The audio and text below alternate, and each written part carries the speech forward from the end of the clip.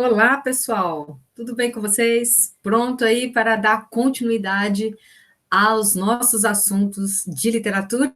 Então vamos juntos. Bem, pessoal, no nosso último encontro ao vivo, então, nós conversamos um pouquinho, né? Fizemos uma revisão do que foi colocado nas aulas anteriores aí para vocês. Falamos um pouquinho sobre o nosso programa, revimos um pouquinho o que foi colocado nas aulas anteriores e começamos a falar aí sobre a primeira geração romântica no Brasil. Então, meninos, eu vou continuar a nossa aula de onde nós paramos no último ponto, ok? Quem ainda não acompanhou, assista às aulas anteriores, tá? Então, vamos juntos aqui. Bem, vamos voltar um pouquinho no que nós dissemos no nosso último encontro, tá? Estamos tratando aí do movimento romântico, movimento importante para a nossa literatura, porque é a partir do romantismo que uma literatura brasileira nasce de verdade, é uma literatura que se separa da literatura europeia, dos moldes europeus, das cópias que até então predominou por muito tempo, não só no Brasil, como na Europa também. O romantismo é um movimento de criação, de liberdade, como nós vimos nas nossas aulas anteriores, tá?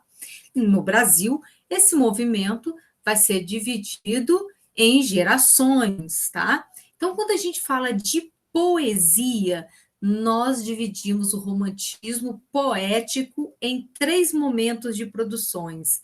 E cada momento de produção vai ter um foco dentro da produção romântica, ok? Então, vamos falar desse primeiro momento romântico da nossa poesia, o que a gente vai chamar de primeira geração romântica. Aqui nós temos a imagem de Marabá, que na aula passada me fugiu o nome, mas agora surgiu novamente. Então, temos a imagem de Marabá. Depois nós vamos ler esse texto de Marabá juntos no nosso próximo encontro ao vivo, ok?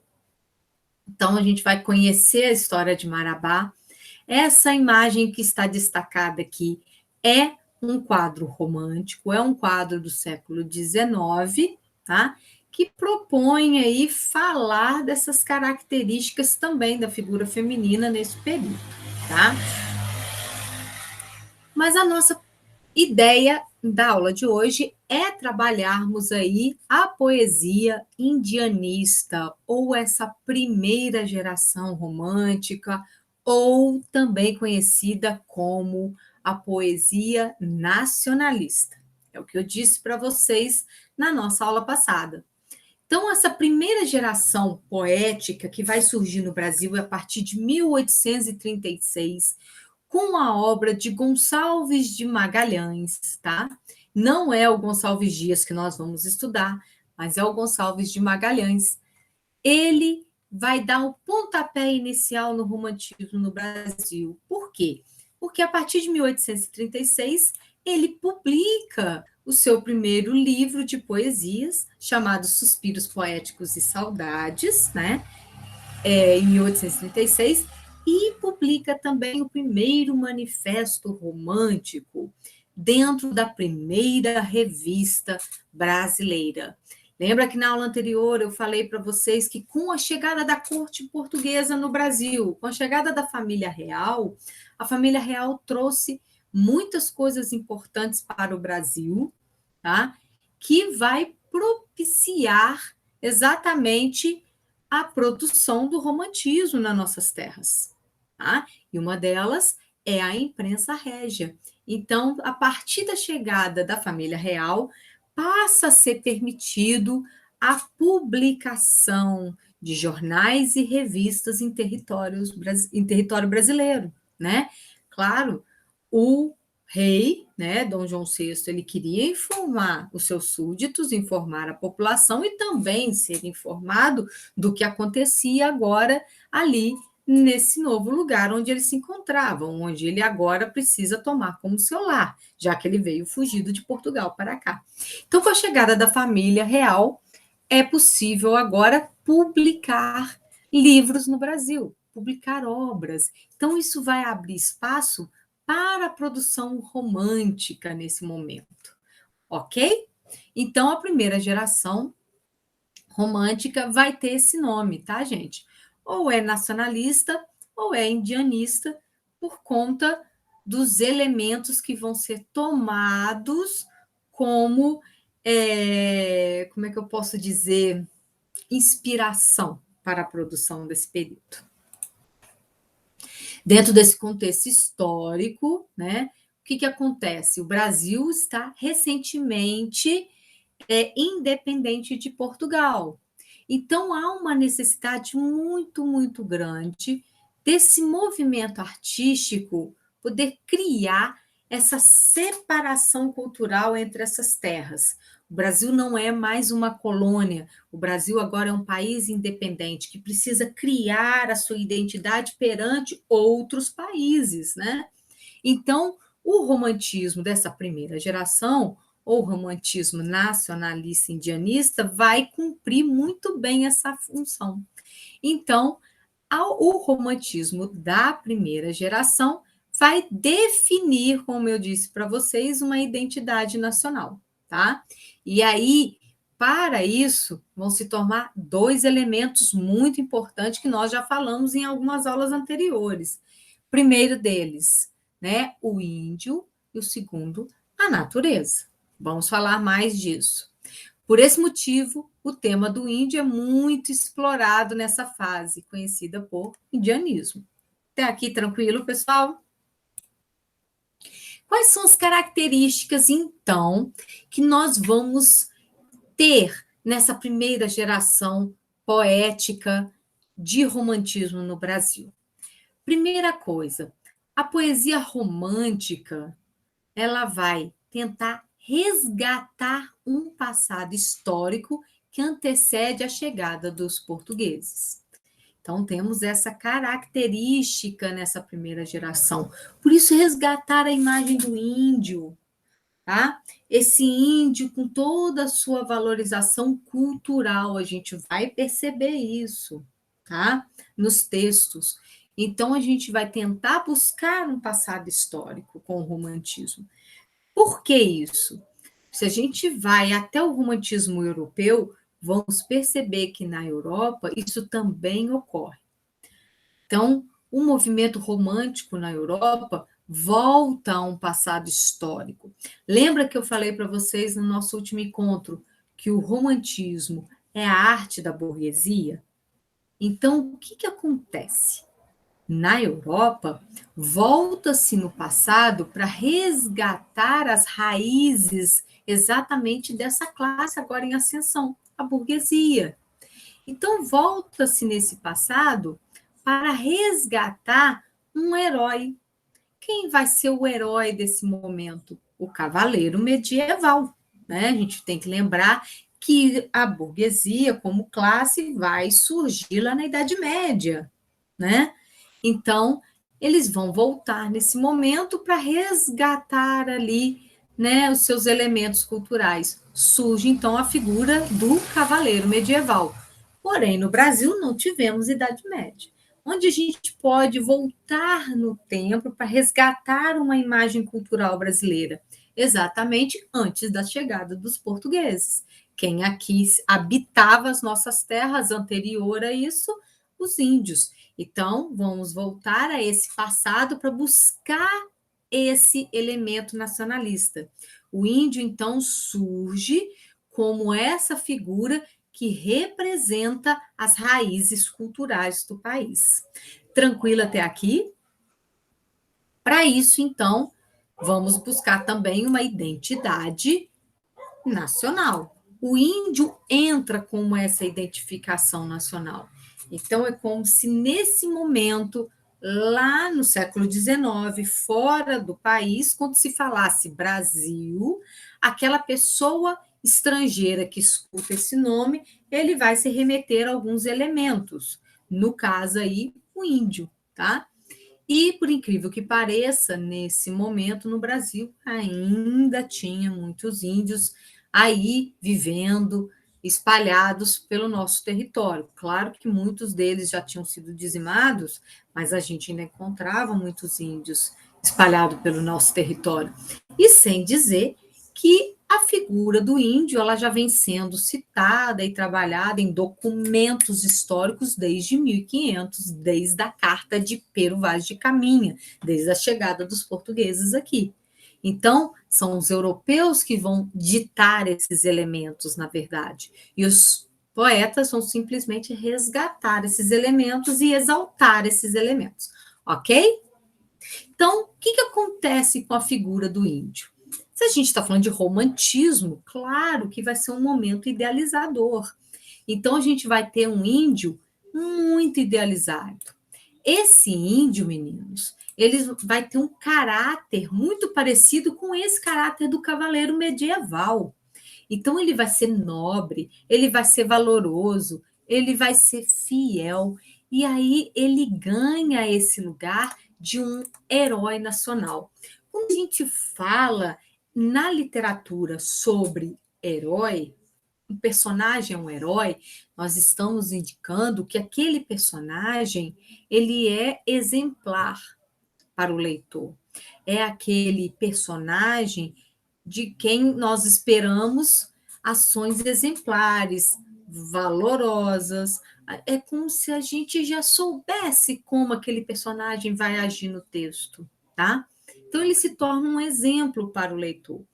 Isso é o herói dentro da literatura, ok? E aí, então, o índio nacional, né, o nosso herói nacional, o nosso índio, ele vai ter esse caráter de ser nobre, de ser valoroso, de ser incorruptível. Nós vamos perceber isso em alguns textos, ok? A valorização da natureza, que aparece de maneira assim extraordinária, uma natureza poderosa, grandiosa, paradisíaca, que condiz com as características do índio, porque o índio está inserido nessa natureza. Então, se esse índio é tão grandioso, né, de um caráter moral tão grandioso, a natureza tem que ser algo parecido com ele. Essa ideia do mito do bom selvagem de Rousseau, né? Essa ideia do índio puro, nobre, né? Essa ideia de que o homem nasce bom, o meio o corrompe, isso aparece nos personagens românticos. Os versos indianistas não exploram a liberdade formal. Isso é muito importante de vocês guardarem, meninos. Por quê? Na Europa, nós vamos ter essa ruptura com essa ideia da métrica, né, da rima, de textos, né, perfeitos, de estéticas clássicas. O que acontece no romantismo na Europa? Há essa ruptura, há uma liberdade para se produzir. No Brasil, isso não vai acontecer, porque nós vamos ter Gonçalves Dias explorando todos esses recursos poéticos de rimas, de métrica, exatamente para poder explorar a sonoridade e trazer essa ideia desse índio valoroso, dessa natureza perfeita, tá? Então nós vamos perceber que dentro da literatura brasileira, ó, tem essas diferenças, essas rupturas com o romantismo europeu, tá? Mas o romantismo europeu não deixa de influenciar a nossa literatura, como nós vimos também nas aulas anteriores. Então, os versos indianistas não exploram a liberdade formal característica do romantismo. Ao contrário, são marcados pelo contraste da métrica e da musicalidade. Então, vou deixar isso aqui bem destacado, porque é algo muito, muito importante vocês guardarem esses pontos aqui. Ok? Até aqui tranquilo? Vamos ao próximo slide. E aí, como eu disse para vocês, né, nós vamos ter uma figura muito importante que vai marcar essa primeira geração. E esse poeta, que é um dos poetas citados no programa do PISM 2, é o famoso Gonçalves Dias. esse senhor que aqui se encontra para nós, tá? Gonçalves Dias, ele se achava o verdadeiro brasileiro, porque no seu sangue corria as três raças, o sangue das três raças, porque ele era descendente de negros, índios e brancos. Então ele tinha essa mistura. Por isso que ele se orgulhava das misturas de raça. Para ele, esse é o verdadeiro brasileiro. E não deixa de ter razão, né? Nós somos, de fato, essa mistura. O nosso povo tem essa característica, né? Nós não temos, não somos descendentes de uma única raça. Se assim podemos dizer também, né? Porque o ser humano, a raça é ser humano, existe uma, mas somos essa mistura, né, de lugares, de culturas, se assim podemos dizer melhor, né? Somos essa mistura de índio, negro e europeu, ok? Gonçalves Dias, em seus textos, abordou vários temas românticos. Então, se a gente fala de Gonçalves Dias, a gente vai lembrar que ele falou da natureza, ele falou da pátria, ele falou também de religião, tá? A gente não pode esquecer que a religião está presente no romantismo, essa ideia de Deus, essa espiritualidade se faz presente no romantismo. Orgulhava-se das misturas de raça, como eu disse, porque ele acreditava ser esse verdadeiro brasileiro, porque ele era essa mistura de raça. Produziu poemas indianistas, líricos amorosos e saudosistas, ok?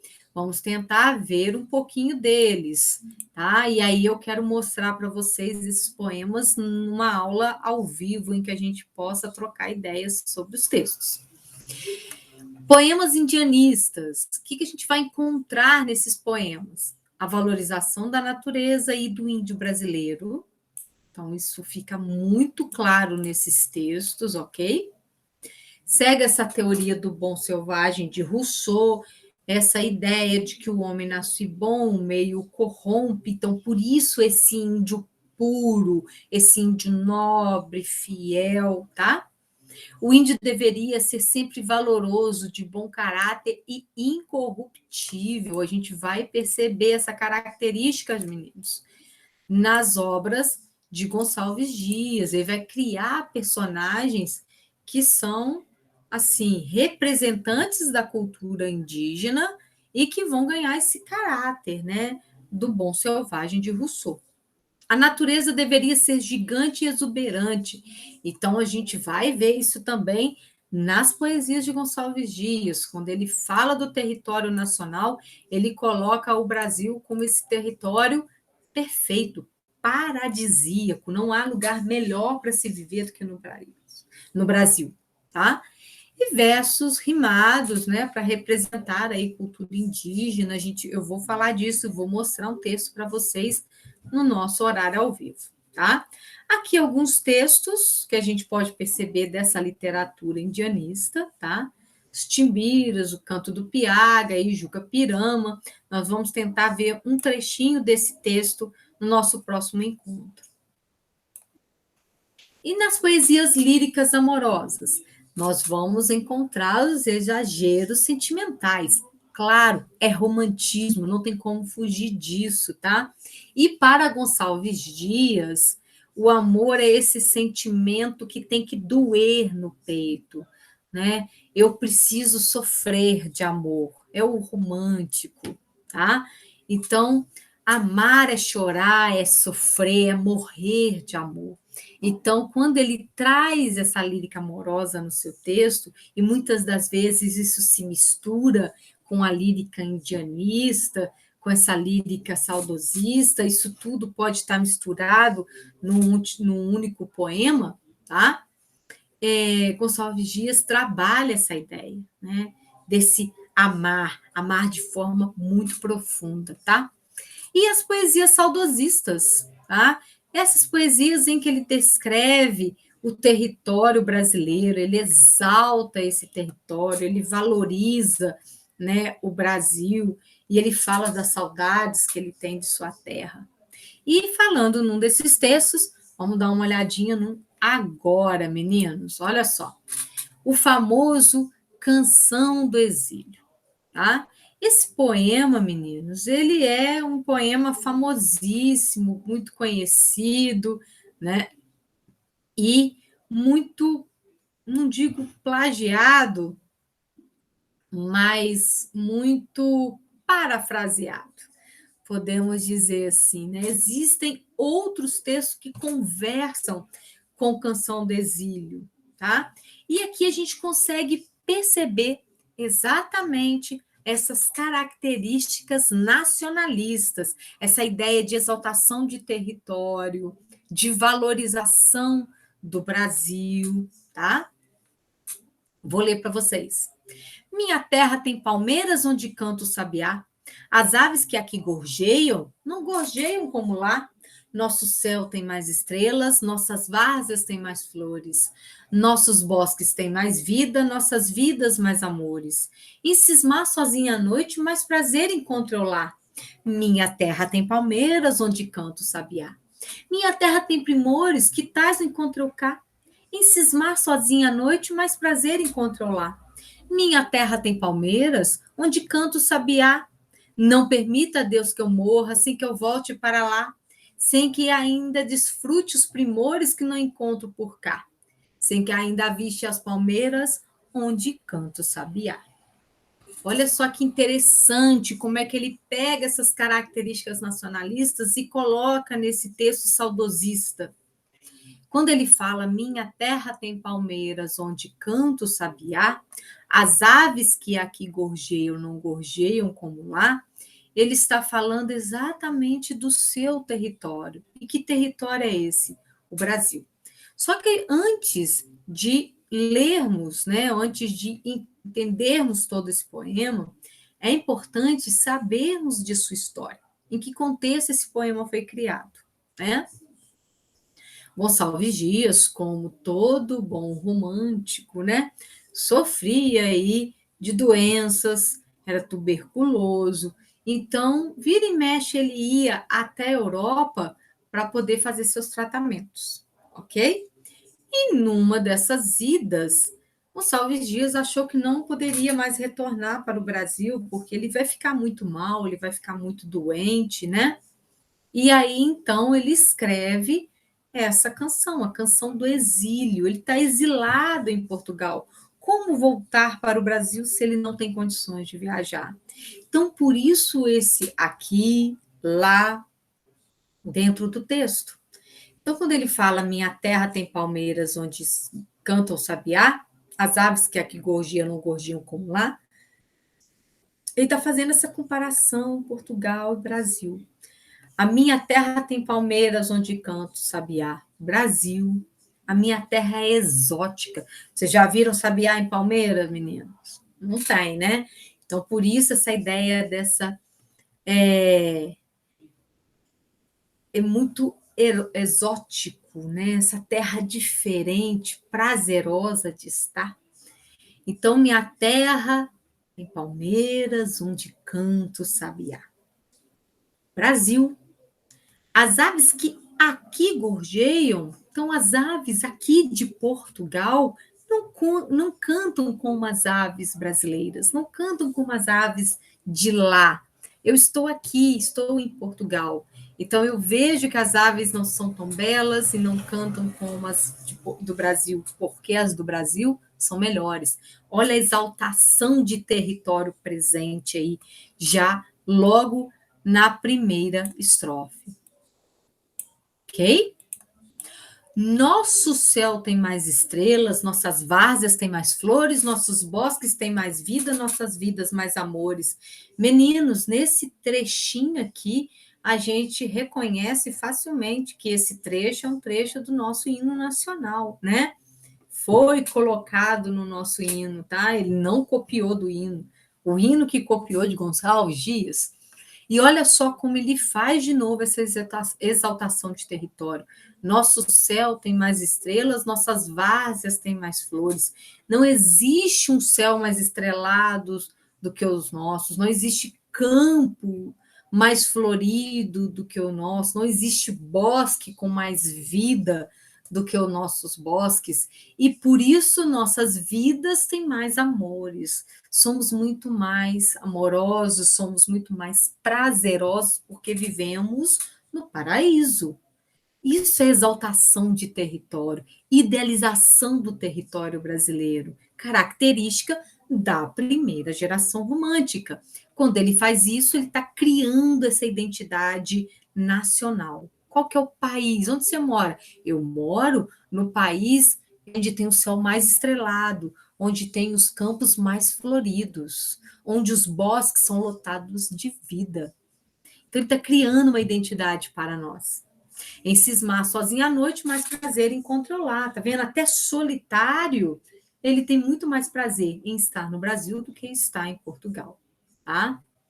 Minhas terras têm primores que tais não encontram cá, tá vendo? O Brasil tem primores, tem muito mais beleza do que Portugal. Em cismar sozinho à noite, mais prazer em controlar. Não permita, Deus, que eu morra sem que eu volte para lá, sem que desfrute os primores que não encontro por cá, sem que ainda aviste as palmeiras onde canto o sabiá. Quando ele pede aí, não permita, Deus, que eu morra sem que eu volte para lá, ele faz esse clamor, né? De poder voltar para sua terra, de não morrer exilado, de poder morrer no seu território, né? E, meninos, ele consegue voltar para o Brasil. Mas numa dessas indas e vindas, ele acaba falecendo dentro de um navio que naufraga ao chegar no nosso território. Ok, senhores e senhoritas? Ficamos por aqui na aula de hoje, ok? Se vocês tiverem dúvidas, traga para o nosso encontro ao vivo, ok? Aguardo vocês no nosso próximo encontro, para a nossa próxima aula. Um beijo para todos. Tchau.